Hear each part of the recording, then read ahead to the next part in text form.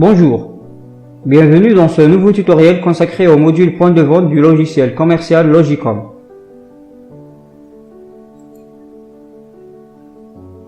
Voilà à quoi ressemble ce module.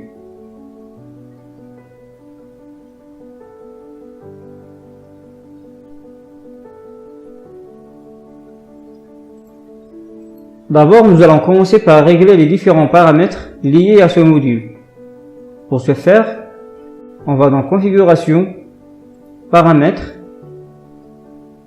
dans Stock, et dans la rubrique Référence, on coche Première référence unique. Comme la première référence est utilisée pour les codes à barres, il est indispensable qu'elle soit unique. On clique Modifier, et on coche cette case.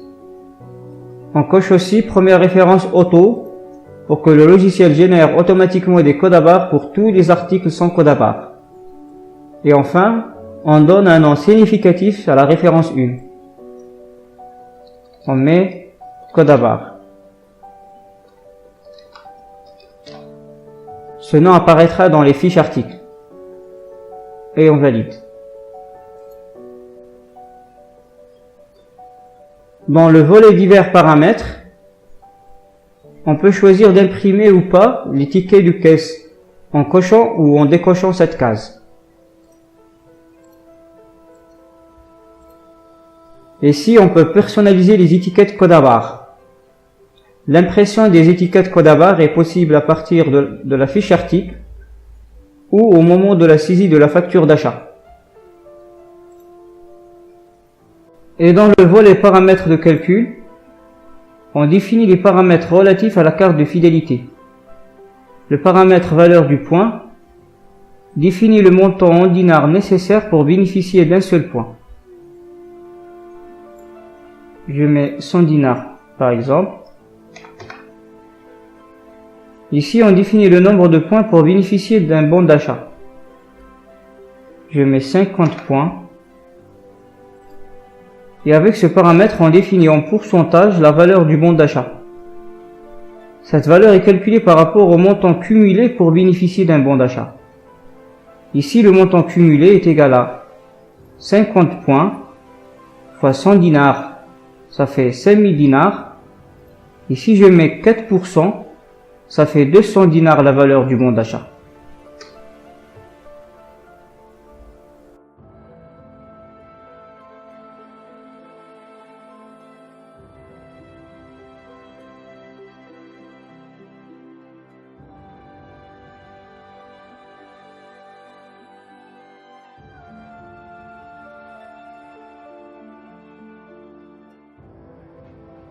Valider, puis quitter. Pour exploiter efficacement le module point de vente, il est nécessaire de bien organiser ses fiches articles. Notamment, introduire tous les codes à barres disponibles d'un article. Par exemple, les codes à barres de différents goûts, les codes à barres de différentes couleurs, ou les codes à barres de fardeau ou de paquets. On va illustrer tout ça avec des exemples. On va dans Article. Si nouvel article, on lui crée une fiche. Ajouter. Entrée. L'article jus par exemple. Entrée, entrée. Dans le champ code à barres, on introduit le premier code à barres de cet article en utilisant le lecteur code à barres. On valide en cliquant OK. Cette fenêtre permet d'ajouter des emballages pour cet article. Par exemple, un fardeau, un paquet, etc. Pour ce cas, je fais annuler. Ensuite, le logiciel nous donne la main pour introduire d'autres codes à barres pour cet article. Un premier code à barres. Et un deuxième. Une fois terminé, on clique Annuler et on fixe les prix de vente. Entrée, entrée, valider. Pour annuler l'opération ajout d'article, on clique Annuler ou on tape Échappe dans le clavier. Voilà ce qui concerne un nouvel article. Si l'article existe déjà, on recherche sa fiche pour y introduire les nouveaux codes à barres. Par exemple, je cherche l'article yaourt. Dans l'onglet code à barres, on retrouve les codes à barres de cet article et on peut en ajouter d'autres en cliquant ajouter. On lit le code à barres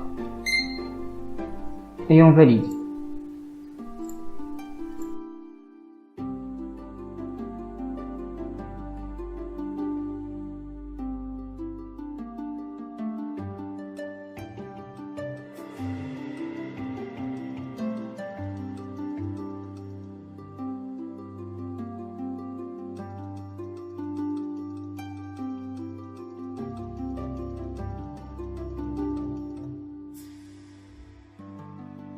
Pour ajouter les codes à barres de fardeau ou de paquet, on commence d'abord par créer l'emballage. On recherche l'article bouteille d'eau Saïda par exemple. Dans le volet emballage, je crée l'emballage fardeau de 6. Je mets donc 6 en contenance.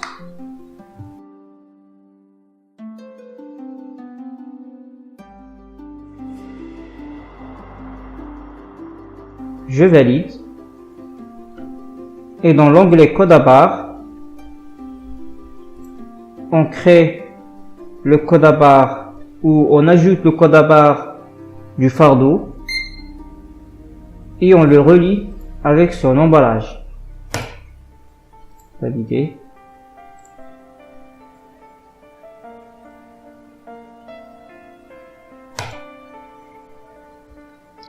On passe maintenant à l'utilisation du module point de vente.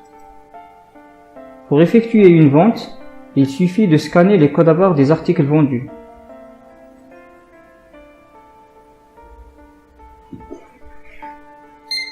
Un premier article.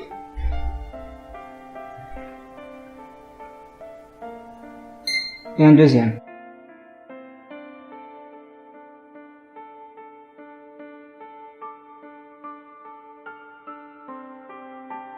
Si on scanne un code à barres plusieurs fois, la quantité est augmentée dans la même ligne de vente.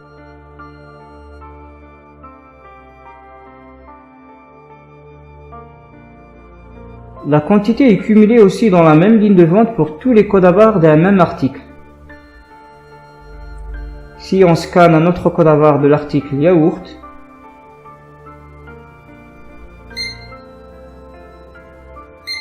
la quantité est aussi augmentée dans la même ligne de vente.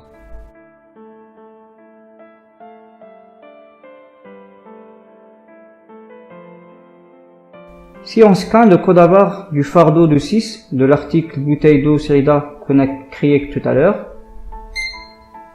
toute sa contenance est débitée. On voit bien ici que la quantité est de 6.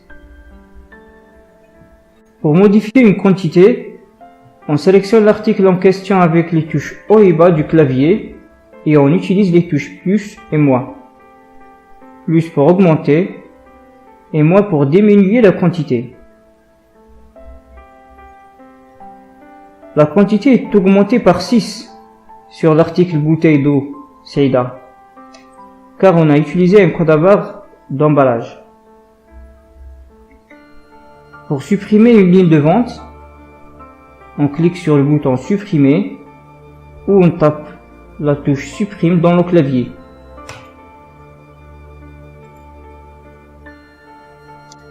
Pour valider une vente et passer au règlement, on clique régler ou on tape la touche F3. Dans cette fenêtre, on peut mentionner une remise par deux manières. En modifiant le montant dû ou en tapant R comme remise et en définissant le taux de remise.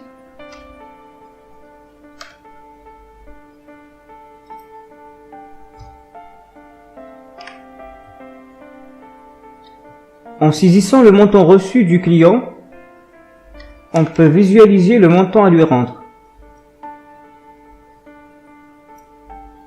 On a choisi dans les paramètres d'imprimer les tickets de caisse.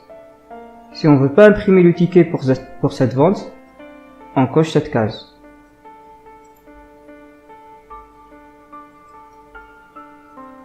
Cette vente est validée, on peut maintenant réaliser une autre. Il est possible d'imprimer le ticket manuellement en utilisant le raccourci clavier CTRL plus la touche I.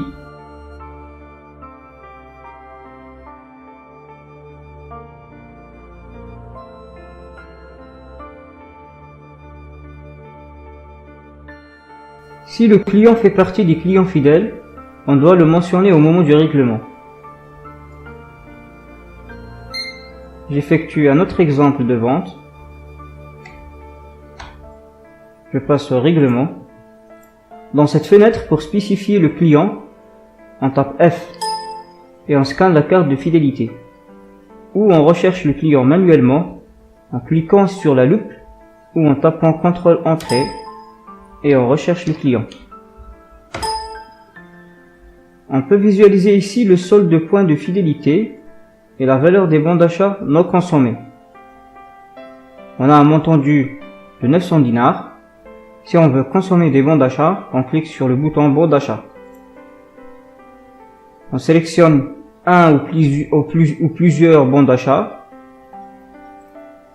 On clique sur un bon et on le bascule vers la droite. Pour désélectionner un bon, on utilise la flèche vers la gauche. On a décidé de consommer un bon de 400 dinars.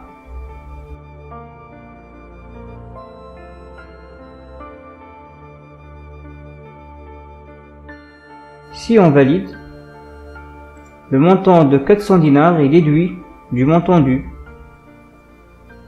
Pour valider cette vente, on clique Valider. Maintenant, nous allons découvrir la fonction des boutons Modifier, Manuel, Outils et Attente. Le bouton Modifier sert à modifier la quantité et le prix. Si on a cette ligne de vente par exemple, en cliquant sur Modifier, on a accès à la quantité et au prix de vente. On peut visualiser le prix minimum en tapant P ou en cliquant sur le bouton.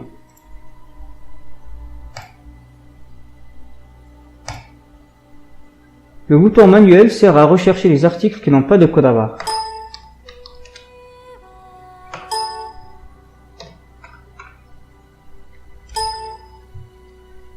Pour mettre une vente en attente, on clique sur le bouton Attente. On entre un repère et on tape Échappe pour effectuer une autre vente.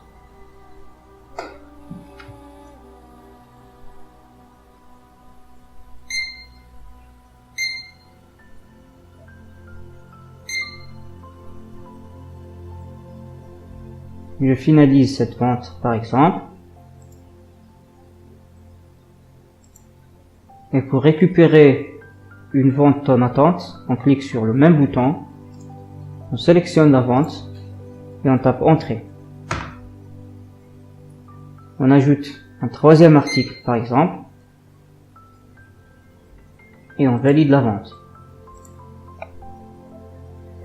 Avec le bouton Outils, on peut exécuter plusieurs fonctions, tout particulièrement les fonctions afficher les ventes de la journée. Pour chaque ligne de vente, le numéro de ticket est mentionné. Par exemple, ces deux lignes de vente font partie de la même vente. Pour revenir au point de vente, on clique Masquer les ventes. Il y a aussi la fonction Rebut qui est utilisée pour déstocker les articles qui présentent un défaut, périmés, cassés, etc.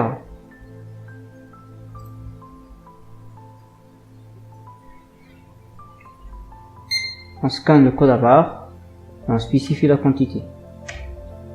Pour revenir au point de vente, on clique Point de vente. La fonction Ouvrir tiroir caisse, comme son nom l'indique, elle permet d'ouvrir le tiroir caisse. Et dans carte de fidélité, on a accès à 3 fonctions. La fonction nouveau client qui permet de créer un nouveau client fidèle. Cette fenêtre s'ouvre pour rentrer ses coordonnées.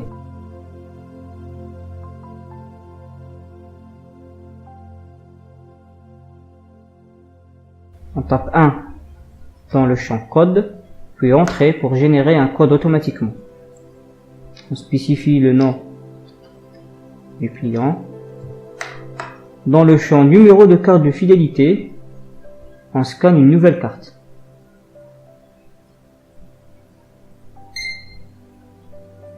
On spécifie la ville du client et on valide. S'il y a du numéro de téléphone ou des emails à ajouter, sinon on clique annuler.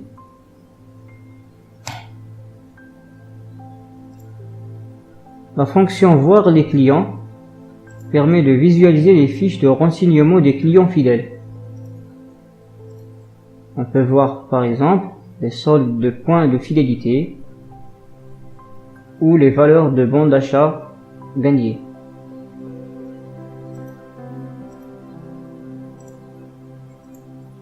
Et enfin la fonction solde du client, son raccourci clavier est CTRL la touche F3. Cette fonction permet d'afficher la fiche des mouvements d'un client fidèle.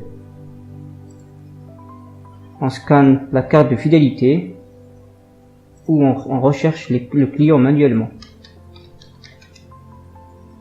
Le client a une dette de 2400 dinars. Pour ajouter un règlement, on clique sur le bouton régler. On saisit le montant à régler dans le champ montant.